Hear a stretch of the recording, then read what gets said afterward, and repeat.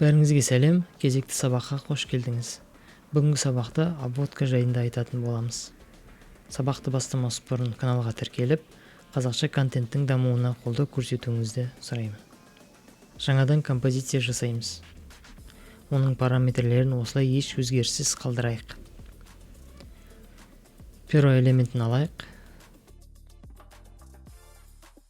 Жоғарыда fill, яғни заливканы алып тастау керек. Ол үшін fill жазуының үстінен басып, бірінші non дегенге таңдап, окейді басамыз. Stroke, яғни обводка жазуының үстінен басып, solid colorға қоямыз. Сол кезде біз обводкаға цвет береміз. Shift батырмасын басып тұрып, тіке линия сызып шығамыз. Егер Shift-ті басып тұрсаңыз, еш жаққа қисайып кетпей, линияңыз түзу болып шығады. Обводканың қалыңдығын өзгертейік. Примерно 80 пиксельге қояйық. Егер Ctrl-Shift-H батырмасын бассақ, біз сызған графикалық элементімізді ешқандай кедергілерсіз толық көре аламыз.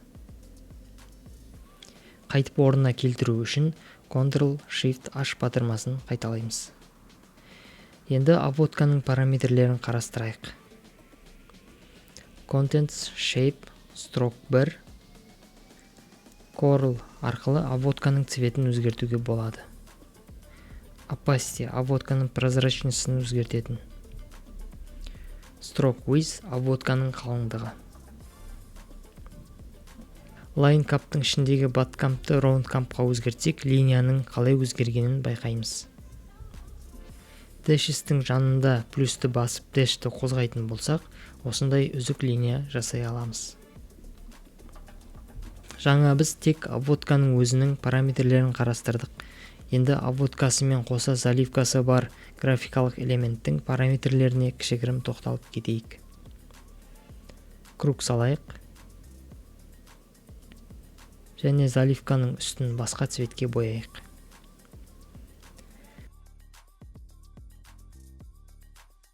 Параметрлердің барлығы жоғарыда айтқандай, бұл жерде тек екеуінің орнын ауыстыру арқылы обводканы заливканың астына немесе бетіне шығаруға болады. Айырмашылықты қараңыз. Және бұл жерде біз цветке анимация бере аламыз. Бірінші секундқа қойып, колордың қасындағы сағатқа басамыз. Бізде ключ пайда болады. Үшінші секундқа қойып, басқа түс таңдаймыз. Бесінші секундқа қойып, тағы да басқа түс таңдаймыз. Осылай жалғастыра беруге болады.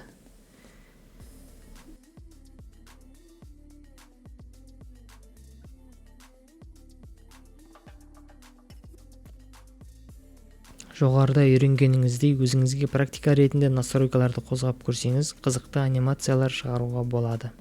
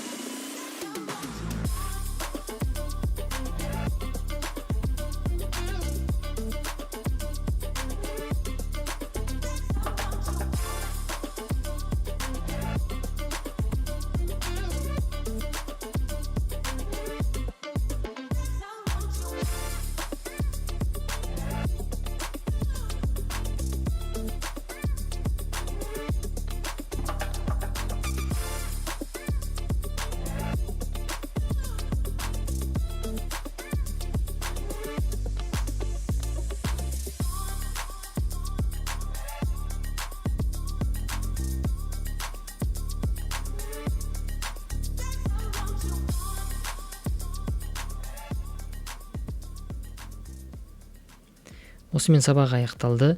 Келесі сабақтарды жіберіп алмау үшін қоңырауды басып қойыңыз. Назарыңызға рахмет.